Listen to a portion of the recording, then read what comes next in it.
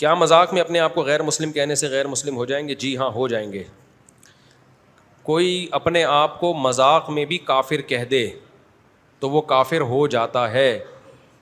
اپنے آپ کو کہیں آپ نے کافر لکھوا دیا، غیر مسلم لکھوا دیا ویزے کے لیے یا اور کسی مصلحت کے لیے، تو آپ کافر ہو جائیں گے.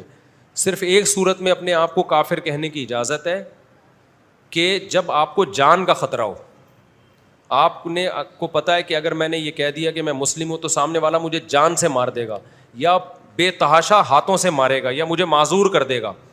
ایسی صورت میں انسان مجبور ہوتا ہے، پھر وہ قرآن کہتا ہے دل میں اپنے آپ کو مومن کہے، زبان سے کیا کہہ سکتا ہے؟ وہ کافر کہہ سکتا ہے. جیسے کہ ہندو لوگ مسلمان ہوتے ہیں، وہ اپنے اسلام کو شو کر دیں تو ان کے تو رشتہ دار قتل کر دیتے ہیں، ان کو مار دیتے ہیں، تو ان کو ہم یہی کہتے ہیں بھائی اپنے آپ کو مسلم شو نہ کرو.